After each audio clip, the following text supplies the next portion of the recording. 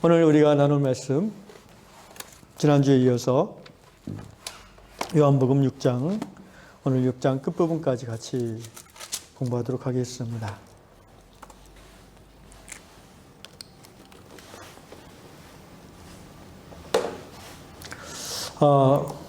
고백하는 것은 저도 돌아보니까 제가 93년부터 사역을 했으니까, 설교를 했으니까, 한 28년 설교하면서 이렇게 요한복음 한 권 가지고 몇 달을 가보기는 처음인 것 같습니다. 그래서 저도 하면서 재밌기도 하고, 또 여러 가지 스스로 공부가 되기도 하고, 그래서 너무 이 시간이 저도 기다려지는 시간입니다. 어떻게 제가 이렇게 요한복음 나누는 게 너무 어렵습니까, 여러분? 아니요. 예. 어려우면은 제가 이제 실력이 없다는 거고요. 그래도 좀 알아들을만 하면은, 저분이 좀 노력했구나, 이렇게 평가해 주시면 좋겠습니다. 자, 지난 시간 우리가 요한복음 중간 부분을 공부하면서, 잠깐 돌아보면, 제목이 우리의 밥이 되어주신 예수님이라는 제목으로 말씀을 나눴습니다. 예수께서, 자기의 살과 피를 먹고 마시는 자가 영생을 얻을 것이라고 하셨는데, 그 말은 결국 예수를 먹는 자, 곧 예수님의 말씀을 받아 먹고 예수님처럼 살아가는 자라는 말씀이죠. 그래서 결국 예수의 삶은 우리의 밥이 되어주신 삶이다. 예수 먹고 우리가 힘내서 하나님을 따라 살 수 있죠. 그러면 결과적으로 우리가 예수를 따라 산다는 것은 예수님처럼 우리도 서로를 향한 밥이 되어진 삶, 서로의 필요를 채우고 서로의 연약함을 공감하며 서로 반응하는 삶, 이것이 바로 성도의 교통이고 교회의 본질이다라고 말씀을 나눴습니다. 인간이란 그 한문을 가지고 설명을 드렸죠. 두 사람이 기대는 그것이 인간이다. 진정한 인간됨은 혼자서는 드러날 수 없다.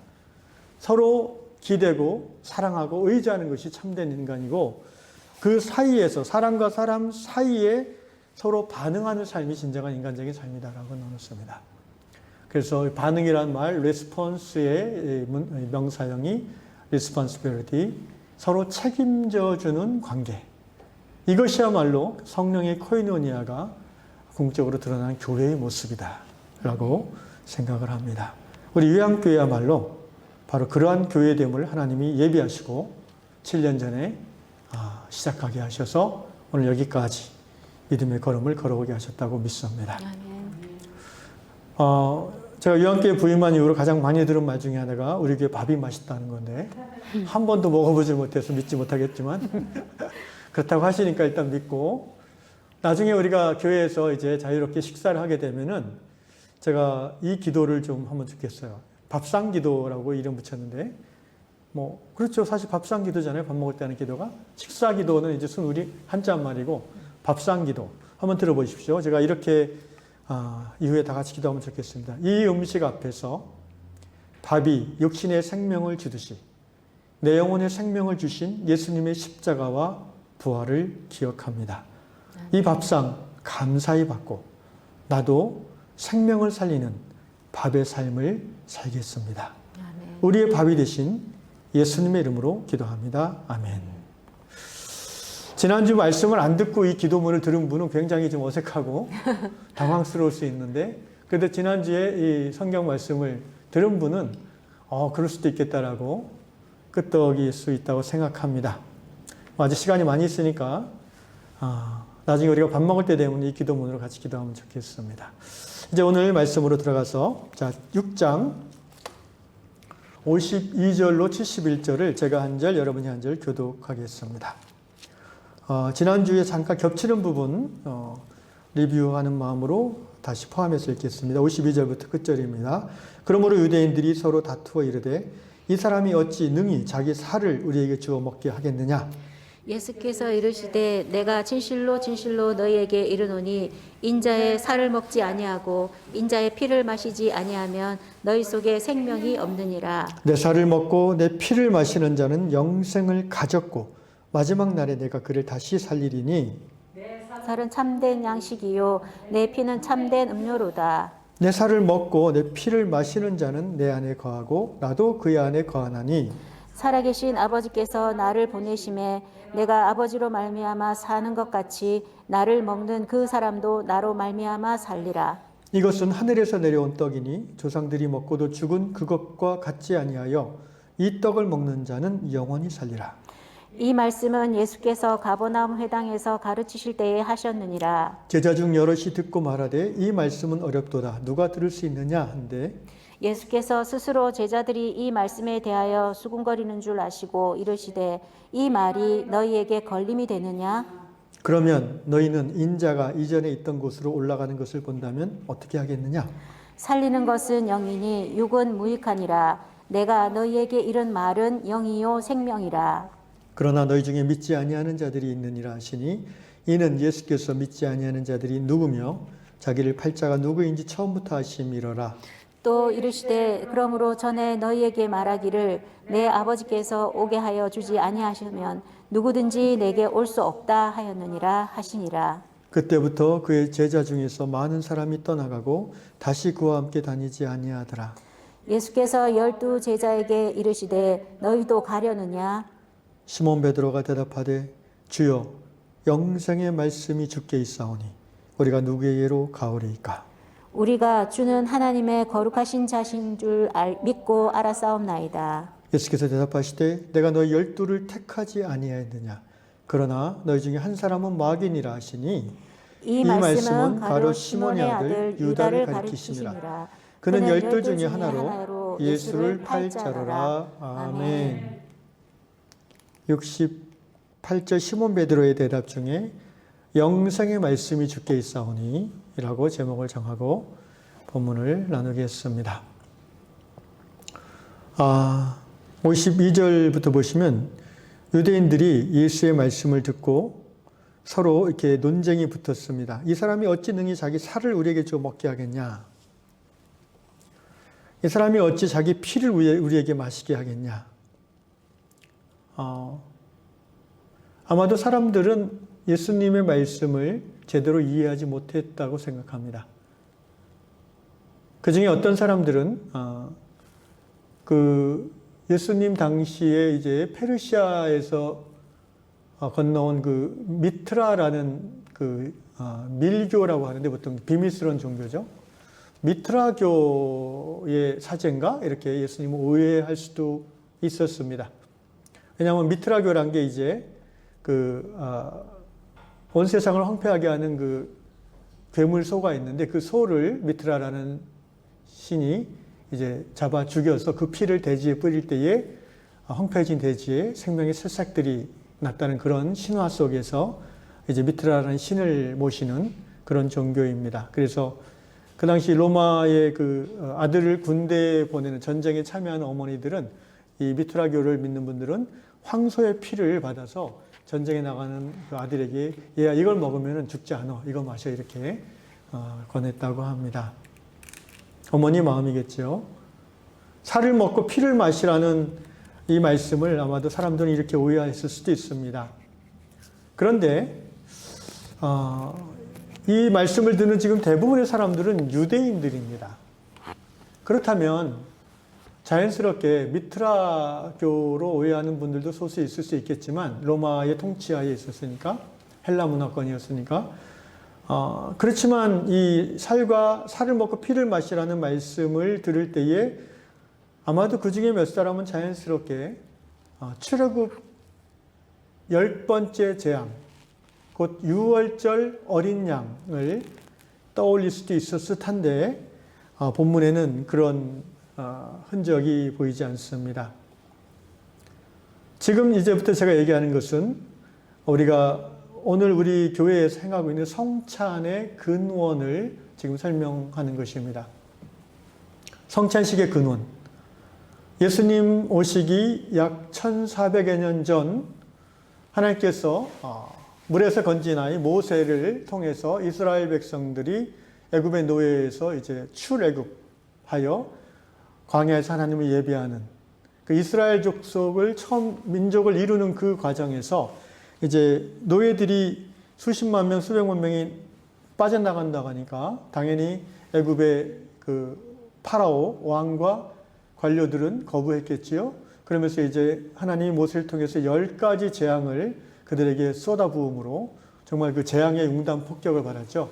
그래서 결국 10번째 장자의 죽음 재앙 앞에 모든 애굽의 왕과 관료들과 백성들이 다 무릎을 꿇고 빨리 나가세요 이렇게 하지 않았습니까? 나가면서 막 이만큼 다 그 보물이나 이런 것들도 뺏어가게 했지요. 그 10번째 재앙을 애굽에 있는 모든 사람과 가축에게 적용되는 재앙이에요. 장자의 죽음, 첫 태생의 죽음의 재앙입니다. 그런데 이스라엘 백성들은, 히브리인들은 모세의 말씀을 따라 순종한 히브리인들은, 그러니까 정확히 말하면 모세를 통해서 하나님의 말씀을 듣고 순종한 이스라엘 히브리인들은 단 한 명도 그 재앙을 당하지 않았습니다. 한 가정도. 그 말씀의 내용이 무엇입니까? 가족 수에 맞게 양을 잡아라. 하나님이 말씀하신 그 날, 그 6월절 그 시작되는 전날이잖아요. 그 날에 양을 잡아서 한 가정이 먹기에 양이 너무 크면 두 가정이 같이 해도 된다 이렇게 하셨어요. 그래서 그 양에 죽여서 그 피를 문지방에 바르고 좌우 임방에 바르고, 그리고 그 양 고기는 쪄서 먹으면 안 되고 구워서, 그러니까 불로 살으라는 거죠. 죄를 정결케 한다는 의미가 있겠죠. 그걸 살아서 밤새 그걸 다 뜯어 먹으라고 그랬어요. 먹어도 배불러서 남으면은 태워서 버리라고 그랬어요. 깔끔하게 양 한 마리를 완전히 다 먹든가 소각시키는 거예요. 완전한 죽음이죠. 그 양의 완전한 죽음에 대한 말씀을 순종한 이스라엘 히브리 가정은 죽음의 신이 패스오버, 이 패스오버란 말이 한자로 6월, 담을 넘다란 말 아니겠습니까? 그것이 이제 6월절의 시작이죠. 예수님 모시기 1400여 년 전에 애굽 땅에서 있었던, 이집트 땅에서 있었던 일이죠. 자, 예수님이 나의 살을 먹고 나의 피를 마시는 자는 영생을 가졌고, 영생이라는 말은 죽지 않고라는 말이잖아요. 영원히 죽지 않고. 그 시작이 바로 6월절이라는 거예요. 어린 양, 예수님을 상징하는 거잖아요. 요한복음 1장에서 세례 요한이 예수님을 가리켜서 1장 29절 보라 세상 죄를 지고 가는 하나님의 어린 양이로다. 이게 바로 출애굽에 근거한 세례 요한이 예수를 평가하는 말이에요. 그냥 나오는 말이 아니죠. 예수님 자신이 6월절 어린 양입니다. 또한 예수님 자신이 그 6월절 어린 양을 제물로 하나님께 바치는 대제사장이십니다.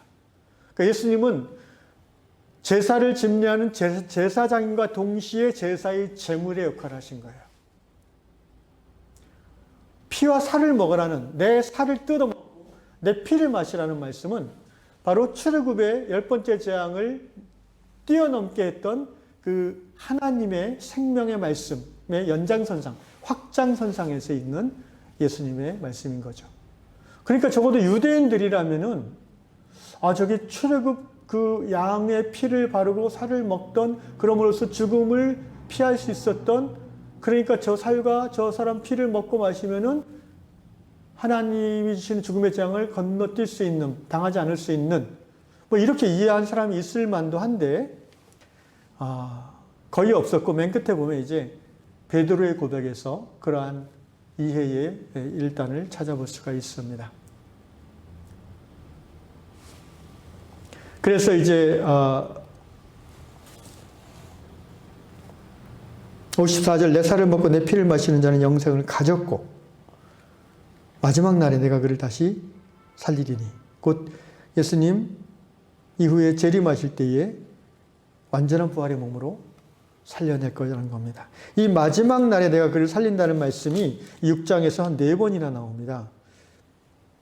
39절에도 6장 나를 보내신 이의 뜻은 내게 주신 자 중에 하나도 잃어버리지 아니하고 마지막 날에 다시 살린다. 40절 내 아버지의 뜻은 아들을 보고 믿는 자마다 영생을 얻는 이것이니 마지막 날에 내가 그를 살린다. 왜 이렇게 이 말씀을 강조하셨을까요? 지난주에 잠깐 얘기했지만 여러분, 구원받는 것은요, 전적으로 하나님의 뜻입니다. 내가 잘나고 내가 많이 알아서 구원받는 게 아니에요. 아무리 지식이 많아도 성경을 100번을 읽어도 성경에 대한 논문을 심지어 여러 편을 써도 박사를 받아도 못 믿는 사람들이 많아요. 초등학교도 안 나오고 불학무식인 사람도 그냥 듣고 쉽게 믿는 사람이 있어요. 이거는 신앙의 신비, 믿음의 신비입니다. 왜 그렇습니까? 하나님이 영원전부터 택하신 백성은 하나님의 때에 복음을 듣고 구원을 받는다는 거예요. 그래서 이제 오늘 이 예수의 살과 피를 먹고 마시는 자가 영생을 얻는다는 이 말씀을 듣고 41절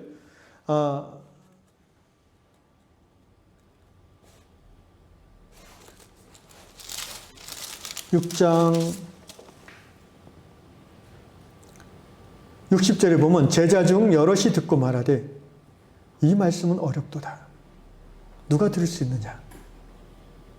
그러면서 66절 그때부터 그의 제자 중에서 많은 사람이 떠나갔다고 되어 있어요. 근데 그냥 떠나갔다라고 이렇게 써놓으면은 사도 요한께서 괜찮은데 아주 잔인하게 좀 잔인하죠. 다시 그와 함께 다닌 자 아니냐 이렇게 써놨어요. 적어도 예수님 예수님 육신까지 살아있는 동안에는 이 사람도 다시 돌아오지 않았다는 거예요.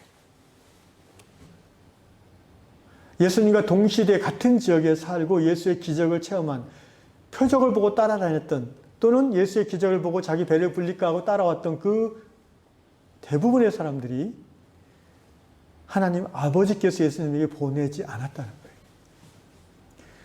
하나님이 보낸 사람은 단 한 사람도 빠짐없이 예수님이 마지막 날에 다시 살린다고 하셨어요.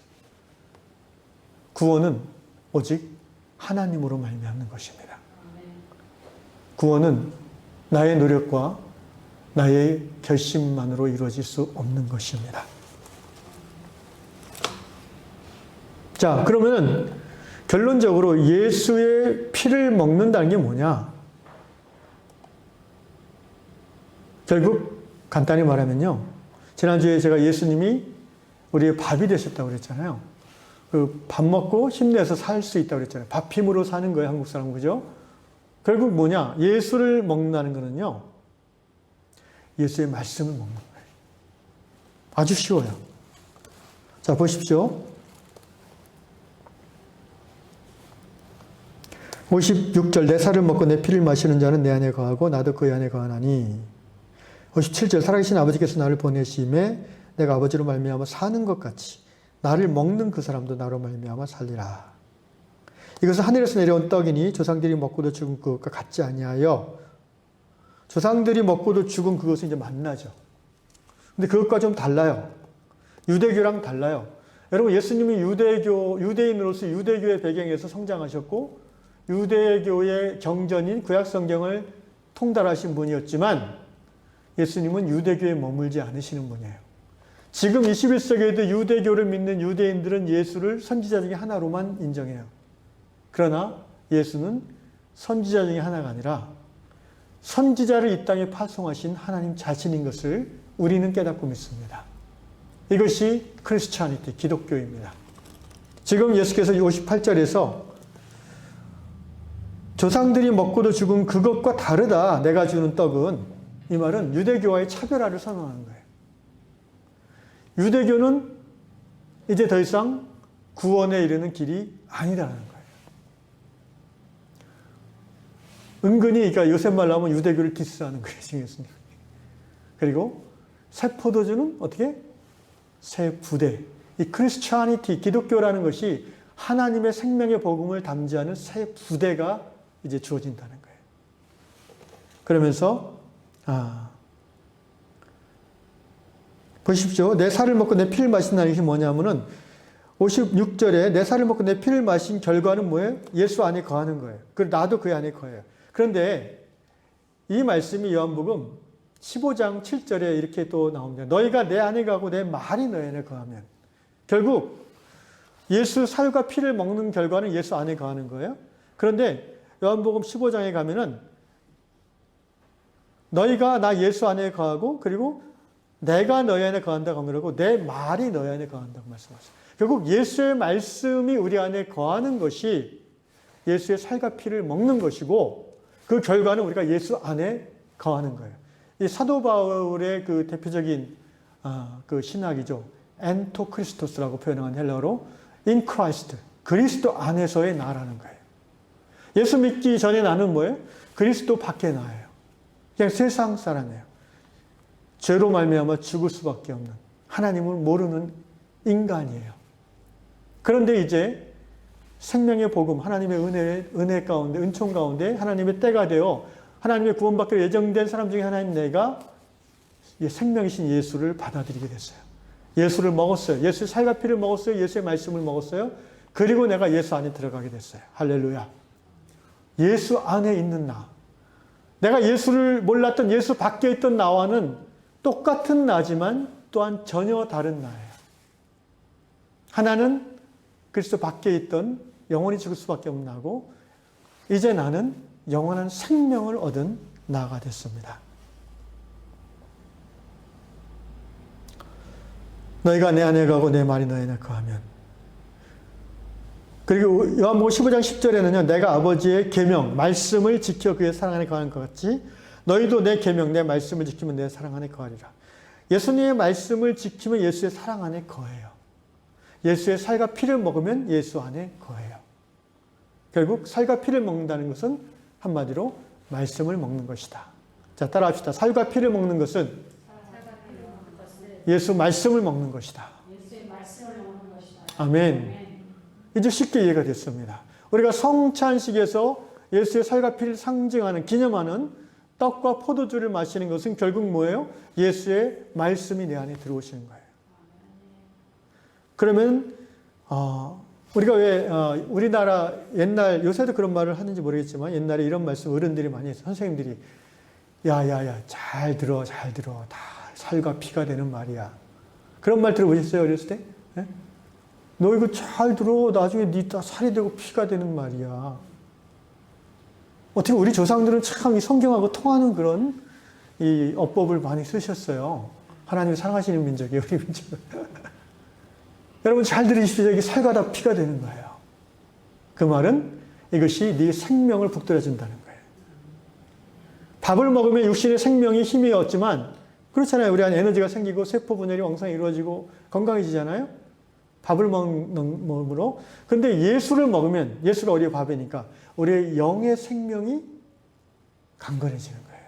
우리의 속사람이 새로워지는 거예요. 할렐루야. 살과 피를 먹는다는 것은 예수의 말씀을 먹는 것이고 예수를 먹는 것입니다. 예수 안에 거하는 것입니다. 예수의 사랑 안에 거하게 되는 것입니다. 이제 제가 이 예수님의 말씀을 여러분에게 말로 전하고 있어요. 제가 지금 말로 하잖아요. 수화로 하는 거 아니잖아요. 제 말을 잘 들으시면 자다가도 복을 받을 겁니다. 이게 말이란 게 묘해서요. 한자말 언이란 말씀 언인데 말이란 거는요. 결국 이 말을 하는 그 사람의 지식만 전달하는 게 아니에요. 여러분 학교에서 옛날 어렸을 때 학교 다닐 때 막 존경하는 선생님 있지 않았어요? 특히 여학생들은 뭐 사모하는 남자 선생님 있지 않았어요? 선생님이 뭐 국어를 가르치는데 국어 지식만 들어오는 게 아니에요, 나한테. 그 선생님의 그 날카로운 지성, 그 자애로운 그 인격, 우리 아버지는 좀 쌀쌀맞았는데 이러면서 그런 게 다 들어오는 거예요. 여러분, 말을 받아먹는다는 거는요, 그 말을 하는 사람의 인격과 성품을 받아먹는 거예요. 사제지간이라는 게 그래서 형성이 되는 거예요. 그 권위와 존경의 관계라는 게 단순한 지식 전달로 끝나면 이루어지지 않아요. 오늘 이 현대 교육의 비극이 그거잖아요. 학교가 학원이 돼버렸잖아요. 지식 전달의 기관이 돼버렸잖아요. 이제 더 이상 학생들은 선생님을 존경하지 않는데요. 선생님이 이상한 말 하면은 녹음했다가 고발한대요. 물론 이상한 선생님도 있으니까 그렇게 됐겠지만, 그러니까 어떻게 보면 이게 악순환인 것 같아요. 얘기가 딴 데로 빠지면 안 되니까 다시 본문으로 돌아와서. 어쨌든 제가 지금은 성경 말씀, 예수님 말씀을 저 여러분에게 전하는데 나름대로 제 인격과 지식과 성품을 거기 곁들여서 이 맛있는 이걸 쇠고기라고 치면은 이 쇠고기를 양념을 하고 이렇게 버섯도 넣고 이래가지고 막 청주에 콕 담갔다가 냄새도 빼고 이러면서 맛있게 해서 여러분에게 이제 갖다 주는 거예요. 그리고 여러분이 맛있게 받아 먹는 거예요. 메인은 예수님 생고기죠. 근데 거기에 이 목사의 지성과 인격과 성품이 조금 들어있는 거예요. 그러면서 저와 여러분의 관계가 어떻게 돼요? 점점 이제 좋은 관계로 들어갈 수 있게 되는 거예요. 그렇게 되기를 주의 이름으로 축원합니다. 궁극적으로는 이 목사를 통해서 전해지는 말씀 속에서 예수님을 받아먹는 거죠. 하나님의 말씀을 받아먹는 거예요. 그래서 여러분의 속사람이 새 힘을 얻고 새로워지기를 주의 이름으로 축원합니다. 자, 60절 제자 중 여럿이 듣고 말하되 이 말씀은 어렵도다. 근데 이게 지금 무리가 아니라 제자 중이라고 그랬어요. 여러분, 무리와 제자의 차이를 지난 시간에 말씀드렸죠. 무리는 그냥 예수가 누군지도 모르고 기적을 체험하고 이렇게 빵을 얻고자 따라온 사람을 무리라고 한다면, 제자는 예수님과 좀 가까이 있는, 예수님을 따라왔던 지금까지 그런 사람들이에요. 그런데 제자 중 여럿이 이 예수님의 살과 피를 먹으라는 말씀을 듣고 이 말씀은 어렵다, 아무도 이거 못 알아듣는다 하면서 막 수군거리, 61절에 보면 수군거리는 줄 알고, 이 수군거린다는 말이 41절에도 나와요. 지난주에 자기가 하늘에서 내려온 떡이라 하시면 유대인들이 예수께 대하여 수군거려, 같은 헬라어인데 스칸달리제이라는 말을 씁니다. 이 영어로 스캔달이라는 말이 여기서 나왔어요. 이게 스캔달이 됐어요, 지금. 이게 수군수군. 그러니까 원래 이 스캔달리제이라는 말의 뜻은요, 이 거슬린다는 말이에요. 그럼 말이 좀 거슬리네? 뭐 그런 우리가 쓰잖아요. 뭔가 이렇게 대놓고 뭐 욕을 하거나 야단 뭐 그런 건 아닌데, 듣다 보면 좀 거슬리네, 그거. 이런 거 있잖아요. 그런 거예요, 지금. 왜 이 예수를 따르던 제자들이 이 예수의 말이 거슬렸을까요? 거슬린다는 거는 이런 의미잖아요. 무슨 말인지는 알겠는데 그게 좀 나를 건드리는 거예요. 내 생각과 달라요, 일단. 그리고 내가 추구하고자 하는 어떤 그 목표와 달라요. 지금 예수의 살과 피를 먹으라는 이 예수님의 말씀은 이 사람들이 이해할 수 없는 말이라는 거예요. 우리가 신앙을 떠나는 것은 다양한 이유가 있는데, 교회를 떠나는 것이 다양한 이유가 있는데, 그 중에 하나가 이해할 수 없어서 떠나는 경우가 있어요. 정말 이상해요, 여기. 근데 그 이해할 수 없음이 너무 이단적이라서 이해할 수 없는 것도 있을 수도 있지만, 정말 말씀의 급진적인 교회라서 다른 교회 다니는 사람이 여기 와서 여긴 정말 이상해, 너무 과격해 하고 떠날 수도 있다는 거예요. 지금 이 예수를 떠나려고 하는 사람들은요, 한 가지 이유예요. 이해할 수 없어요. 우리의 삶은 어떻습니까? 우리가 예수를 주 하나를 고백하고 따르는 신앙의 삶을 사는데, 가끔 성경 말씀이 이해할 수 없을 때가 있지 않습니까? 또는 이해할 수 없는데, 이해는 좀 하는데 따르기 싫을 때가 있잖아요. 또는 따르기 싫지만 따라하는 척 해야 될 때가 있어요, 또. 왜냐하면 다른 사람들이 또 같이 있으니까. 어쨌든 그래서 여기서 많은 사람들이 예수를 떠났습니다. 61절 예수께서 이르시되 너희에게 걸림이 되느냐? 스캔달이 되느냐? 돌뿌리가 돼서 너희가 넘어질 것 같으냐? 그러면 62절 이게 무슨 말씀이냐 봅시다. 그러면 이 말이 너희에게 걸림이 된다면, 이 말에 내 살과 내 피를 먹으라는 이 말이 너희 상식이나 너희의 그 생각에 부합되지 않아서 불편해진다면, 이 말은 어떠냐, 이 말이에요. 62절. 인자가, 나 예수가 이전에 있던 곳 어디예요? 하나님이죠. 하늘나라죠. 천국이죠. 그걸 올라가는 것을 본다면 어떻게 할래? 자, 예수님이 이전에 있던 하나님 나라로 올라간다. 이것은 이제 예수님의 부활 후의 승천을 의미하는 거겠죠. 문자적으로 표현하면은. 근데 여러분, 예수 부활 승천이라는 것은 굉장히 영광스럽게 우리가 느껴지는데 그 내용을 보십시오. 그러면 죽는다는 거 아닙니까, 사실은. 죽어야 부활하고 승천했잖아요. 죽은 다음에. 그러니까 예수님이 지금 사실 예수의 죽음과 부활 승천은요, 예수를 십자가 바로 코앞에까지 따라왔던 12제자들도 이해를 못했던 부분이에요. 그렇지 않습니까? 예수께서 마지막 유월절을 지내러 예루살렘으로 내려가는 중에 제자들과 함께 제자들끼리 무슨 얘기했어요? 이제 예수님이 예루살렘 가서 로마의 세력을 물리치고 대제사장들의 인정을 받고 유대의 왕으로 다윗의 후계가 돼서 그러면 나는 우의정 너는 좌의정 웃기지 마 이러면서 막 그랬잖아요.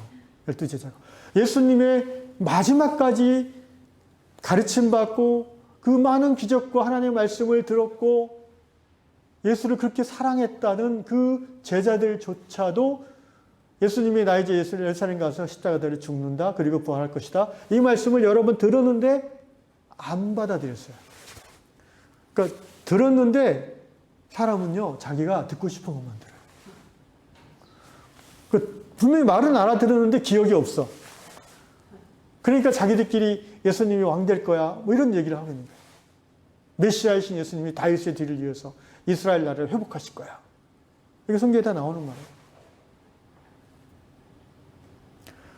그러니까 예수님께서 지금 자기를 떠나려는 제자들에게 이렇게 말씀하시는 거예요. 나의 십자가의 죽음과 부활, 승천 얘기 들으면 너희는 정말 나를 욕하고 떠나겠구나. 지금 이 말조차도 너희가 못 받아들여서 나를 떠나려고 하냐? 이 말이에요. 63절 살리는 것은 예수님이 이제 마지막을 한마디 설명을 해주세요. 설명을 했는데도 못 알아듣고 떠나면 이제 할 수 없다는 그런 마음이신 것 같아요. 자, 63절 읽겠습니다. 시작. 살리는 것은 영이니 육은 무익하니라. 내가 너에게 이른 말은 영이요 생명이라. 내 살과 피를 직접 뜯어 먹는다는 게 아니야 이 말이에요. 비유라는 거예요. 출애굽 어린 양 피와 그 고기를 먹고 발랐던 유월절 너희 우리 전통적인 그 예전의 내용을 알잖아. 그거에 근거해서 내가 십자가 달려 너희 죄를 대속할 하나님의 어린 양 제물이기 때문에 이렇게 표현하는데 그걸 그렇게 못 알아듣니? 자, 정말 한번 마지막 설명이야. 잘 들어봐. 너희에게 생명을 영생을 주는 것은 영이야, 영.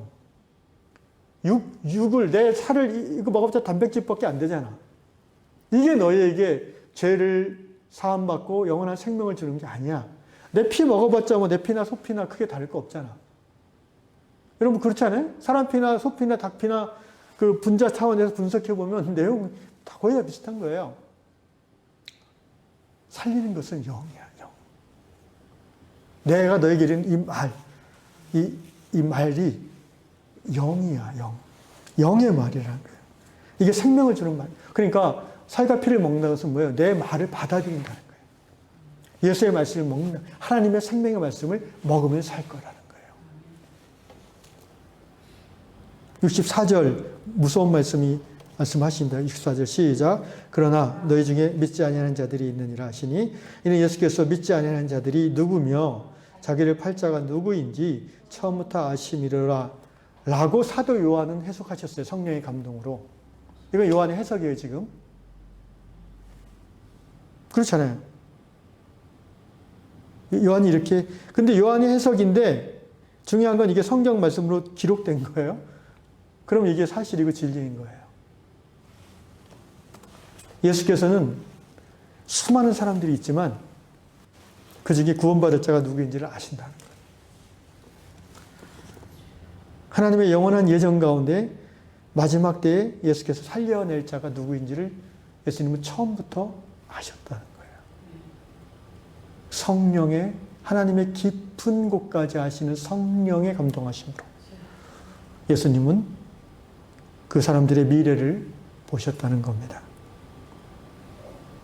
65절 또 이르시되 그러므로 전에 너에게 말하기를 내 아버지께서 오게 해주지 아니하시면 누구든지 내게 올 수 없다 하였노라 하시니라. 그러니까 지금 이 말 듣고 실족해서 떠나는 너희들은 원래부터 내 아버지께서 내게 붙여진 자가 아니라. 섬뜩하지 않습니까? 여러분, 어떤 일이 있어도 심지어 우리가 죽을 병에 걸리고 우리의 생명이 위협을 당하는 일이다 할지라도 예수에게서 떠나지 마시기를 주의 이름으로 축원합니다. 하나님의 영원한 예정 가운데 우리는 구원받은 백성임을 믿습니다.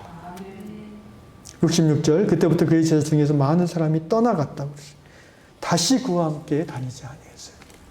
원래부터 하나님이 구원하시기로 예정된 분이 아니에요.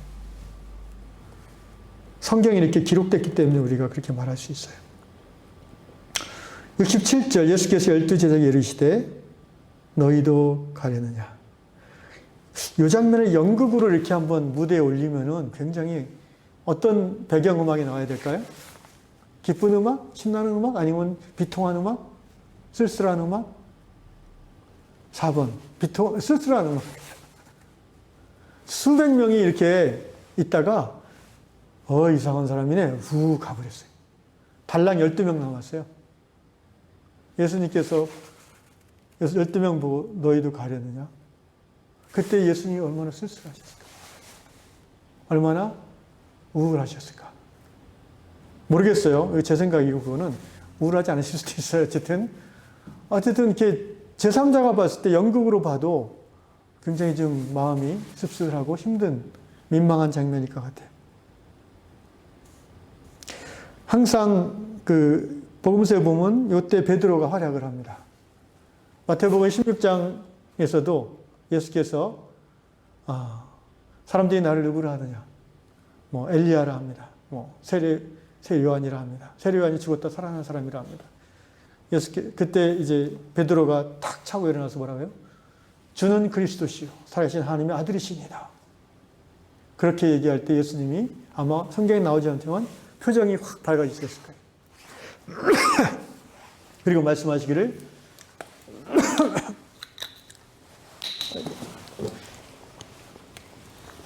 바요나 시모나, 바요나라면 요나의 아들 시모나, 내가 복이 있도다.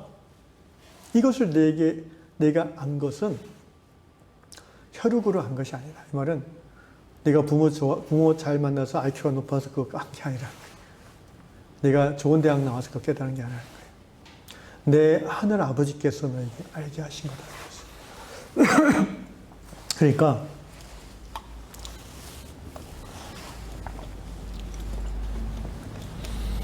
베드로의 그 말씀이 오늘도 요한복음도 마찬가지죠. 너희도 가려느냐? 베드로가 대답하되 주여 영생의 말씀이 주께 있사오니 우리가 누구에게로 가오리까? 얼마나 위로가 되는 말씀이에요. 예수님에게. 영생의 말씀이 주께 있사오니 우리가 네게로 가오리까? 이 베드로의 고백이 평생 우리 모두의 고백이 되시길 축원합니다. 어떠한 유혹과 어떠한 핍박과 시련이 있어도 영생의 말씀이 주 예수께 있사오니 나는 딴 데로 가지 않겠습니다. 그런데 이것도 하늘 아버지께서 베드로에게 깨닫게 해주신 말씀이라고 생각을 합니다. 또는 베드로, 아까 제가 처음에 얘기했지만 아주 조금 출애굽 그 전승에 대한 이해가 베드로가 이 말씀을 듣고 툭 떠올랐는지도 모르겠어요. 오늘 떠오르게 하신 분도 성령이시겠죠. 영생의 말씀이라고 그랬어요, 베드로가. 그러니까 내 살과 피를 먹는 것이 영원한 생명을, 영생을 얻겠다는 예수의 말씀을 베드로는 나름 소화했던 것 같아요, 지금. 그래서 살과 피를 먹는다는 것이 예수의 말씀을 먹는다는 것을 지금 베드로는 말하고 있잖아요. 영생의 말씀, 그것을 주시는 분이 예수 당신이시니까 우리는 안 갑니다. 이 말이에요. 우리라고 했어요. 저는 안 가겠습니다가 아니에요. 요한복음 베드로는 굉장히 좀 진부하신 것 같아요. 12명 다 포함해서 우리라고 했어요. 우리는 안 가겠습니다. 이 말씀을 제가 묵상하고 설교 준비하면서 우리 유한공동체 지금 멤버로 있는 모든 분들이 하나님 우리에게 주신 그 꿈, 하나님을 기쁘시게 하는 교회를 이루는 그날까지 한 분도 딴 데 가지 않고 할렐루야. 이 그리스도의 몸에 계속해서 머물러 있기를 주의 이름으로 축원합니다. 예수께서 대답하셨습니다. 내가 너희 12를 택하지 아니하냐 70절. 그러나 너희 중에 한 사람은 마귀니라. 베드로가 우리가 떠나지 않겠다고 그러니까 예수님이 교정해 주시는 거예요. 참 고맙고 좋은 말씀인데 말인데 너희 중에 한 명은 미안하지만 아웃이야. 한 사람은 마귀라 이 말은 그 유다가 사탄이란 말이 아니라 마귀의 지금 그 꼭두각시 놀이를 하고 있는 자가 있다는 거예요. 그러니까 이 한 사람 마귀라 이것이 이제 그 헬라의 어법이 어떤 의미가 있냐면은 유다가 어느 날 갑자기 예수를 배반한 게 아니라는 거예요. 유다 안에 점진적으로 예수에 대한 불신이 쌓여갔다는 거죠. 아마 요 12명 중에서도 유다는 요 말씀을 받아들이지 않았을 수도 있어요. 살과 피를 먹어? 역시 예수 이상해. 이렇게. 원래 이제 학자들이 연구해 하면 이 유다, 이스카리옷 유다, 가룟 유다, 헤브리어로 이스카리옷인데요. 이 가룟 유다는 그 열혈당 출신이라고도 해요. 열혈당이라는 것은 뭐냐면은 유대 독립, 무장 독립을 꿈꾸던 투사 집단을 말해요. 우리나라 일제 독립군들이에요. 훌륭한 사람들이죠. 그래서 이 열혈당원들은 항상 이 가슴에 단검을 품고 다녔어요. 시칼이라고 아람어로. 이 단검. 그 왜 품고 다녀? 로마에 아부하는 민족 배신자들을 암살하려고. 그런 유다가 열혈당을 하다가 예수의 소문을 듣고 예수를 통해서 유대 독립을 이루고자 들어온 사람이라고 학자들은 말합니다. 그러니까 유다가 결국 예수를 배신한 것은 단순한 재물 욕심이라기보다는 자기의 꿈을 예수를 통해서 이루어보려고 했는데 그게 좌절되니까. 왜 예수가 죽는다고 그러잖아요. 그러니까 이제 돈 욕심도 있었겠지만 어쨌든 성경에 그렇게 나오니까. 그래서 배반했다는 것인데 어쨌든 그 모든 걸 다 통틀어서 유다 안에 처음에는 예수에 대한 경외감이 깊었을 거예요. 그러니까 들어왔겠죠. 예수를 따라다니면서 그 인격에 감동받았겠죠. 존경했겠죠. 예수님도 어느 신뢰했기 때문에 유다에게 12명 중에 무슨 역할을 맡겼어요? 어카운터, 회계를 맡겼어요. 회계. 돈주머니를 관리하는. 그 예나 지금이나 어느 모임에도 돈주머니를 맡은 사람은 굉장히 실력자잖아요. 신뢰, 그 지도자의 신뢰를 받아야 그걸 하잖아요. 유다가 그런 사람이었어요. 그 말은 신뢰도 받았고 굉장히 이 똑똑한, 스마트한 사람이었다는 거예요. 독립운동하는 투사였으니까. 그런데 점진적으로 유다 안에 예수님은 아닌 것 같은데 이상한데 이 사람 통해서 독립을 이룰 수 있을까? 내 꿈을 이룰 수 있을까? 여러분, 예수를 믿으면 예수 믿기 이전에 내 꿈은 바뀌어야 됩니다. 그 꿈이 아무리 옳고 위대한 꿈이라고 해도요. 그 꿈을 하나님 앞으로 가지고 가서 다시 하나님부터 받아야 그게 진정한 내 꿈이 될 수 있는 것이지 예수 믿기 이전부터 갖고 있던 나의 야망과 나의 욕망을 이루고자 하는 수단으로 하나님을 믿고 신앙생활을 시작하게 되면요. 결국은 그 꿈 때문에 신앙 안에서 도태되게 되는 거예요. 유다가 바로 그런 케이스라고 저는 생각합니다. 그 꿈이 좋은 꿈일 수 있어요. 그 나라 그 민족을 위한 아름다운 꿈일 수 있어요. 예. 그런데 하나님이 그 꿈을 너에게 주셨는가를 다시 체크해 봐야 되니까요. 왜? 거듭났기 때문에 이제는 내가 내 인생의 주인이 아니잖아요. 내가 내 인생의 주인일 때 내가 가졌던 그 꿈인데 이제 내 인생의 주인이 누구예요? 예수잖아요. 그러면 주인에게 다시 검증받아야 되죠. 그 꿈을. 주님, 제가 변호사가 되고 법률가가 되고 국회의원이 되려고 하는데 대통령이 되고 싶은데 이게 저를 향한 당신의 꿈입니까? 당신의 계획입니까? 아니라면은 저는 내려놓겠습니다. 라고까지 주인을 확실하게 고백하는 것. 이것이 정말 참된 믿음이라고 저는 확신합니다. 믿음은 그 말씀이, 그분이 좀 이해가 되죠. 그 말씀이 내게 이상하게 들리고 때로는 이해는 하지만 따르기가 좀 거북하고 이해도 되고 따를만도 한데 100% 다 따르기는 좀 아깝고 이럴 때조차도 그 말씀이 정말 합리적이고 아주 유려하고 타당하고 정말 대단한 말씀이기 때문에 아멘하고 가는 게 아니라 그런 말씀도 성경에 있지요. 근데 우리가 주님 말씀 중에 안 그런 것도 있어요. 그 말의 내용보다도 그 말을 하는 그분이 나의 주인 것을 내가 고백하기에 나는 그의 말씀을 실천하고 따라가려는 거죠. 진정한 믿음은 그 말을 하는 그분에 대한 신뢰가 토대가 되는 거예요. 여러분, 하나님을 믿는다는 것은요, 하나님이 내게 어떤 것을 요구해도 그가 나의 하나님, 나의 주이시기 때문에 나는 따르겠나이다라는 것이 진정한 믿음입니다. 그렇지 않고 들어보고 생각해보고 이거는 주종관계의 믿음이 아니에요. 이거는 그분을 이용하겠다는 마음이 있는 거예요. 사랑하는 유양의 형제자매 여러분, 오늘 베드로가 너희도 나를 떠나가려느냐? 라는 쓸쓸한 주님의 질문에 대해서, 물음에 대해서 영생의 말씀이 주께 있사오니 우리가 네게로 가오리까? 주님을 위로하는 대답을 했습니다. 그리고 이런 말을 했습니다. 우리가 주는 하나님의 거룩하신 자인 줄 믿고 알았사옵나이다. 아, 예수는 이런 사람, 이런 사람, 이런. 아, 그러니까 예수는 내가 믿어야지. 여러분, 그렇게 해서 예수 믿으셨나요? 이게 쫙 시험 답안지처럼 1, 2, 3, 4, 5 보고 이 정도는 믿을만해. 좋아, 믿자. 그렇게 해서 예수 믿은 사람 저는 한 명도 못 봤어요, 아직까지. 저를 포함해서. 어느 날 예수님이 누군지를 잘 모르는데 뭔가 하나님의 놀라운 그 구원의 사건이 내 삶에 임한 거예요. 그것이 내가 병 중일 때도 있고, 뭐 절망 중에 있을 때도 있고, 또는 뭐 평범한 일상 속에서도 일어날 수도 있고, 대개는 좀 어려울 가운데 그게 일어나 정말 구원의 사건이. 그래서 예수를 믿고 받아들인 거죠. 오늘 베드로의 고백이 그겁니다.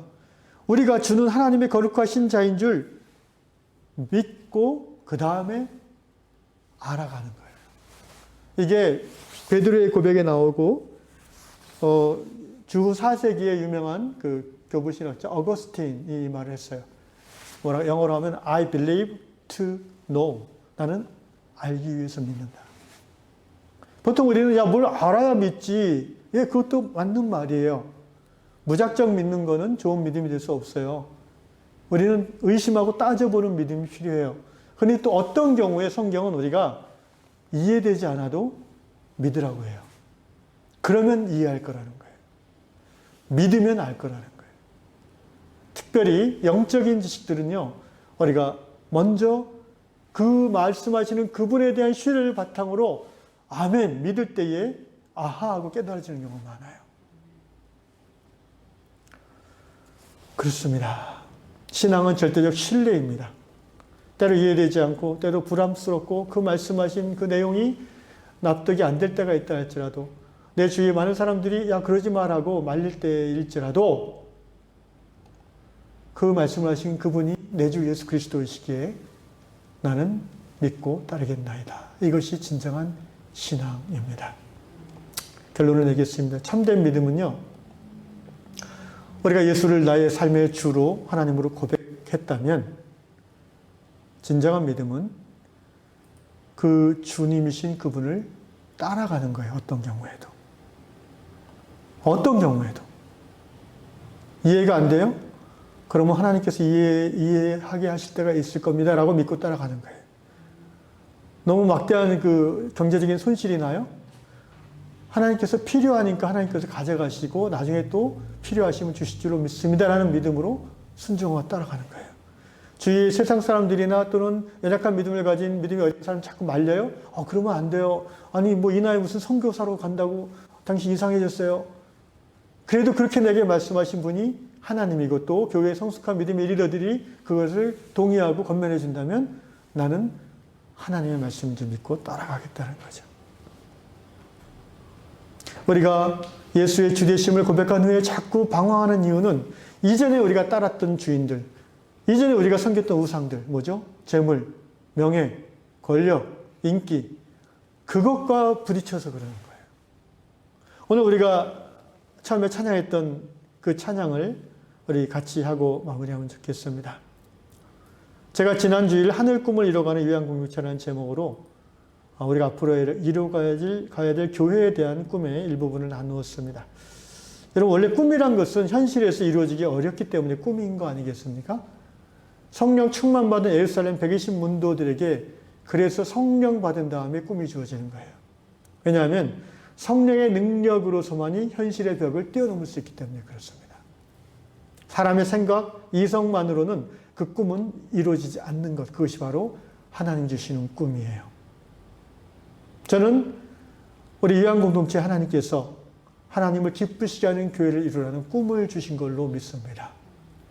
이제 우리 모두가 우리 가운데 어떤 사람은 그 꿈의 내용이 좀 이해되지 않을 수도 있고 또 어떤 분은 그 꿈의 내용을 따라가자면 너무 좀 손해가 많은데 라는 생각이 들 수도 있지만 적어도 우리가 예수를 주로 고백하는 예수의 종이라면 우리 공동체 전체가 하나님 주신 꿈을 향해서 가기로 결단했을 때에 같은 믿음으로 한 걸음 한 걸음 함께 손잡고 나아갈 수 있기를 주의 이름으로 고백합니다. 이렇게 우리가 고백하고 따라가면 좋겠어요. 함께 가면 좋겠어요. 영생의 말씀이 주께 있사오매 우리가 다른 어느 곳으로 가겠습니까? 우리가 이 교회를 이루는 꿈이 주께로부터 우리에게 주어진 꿈임을 믿고 알았사옵나이다. 아멘.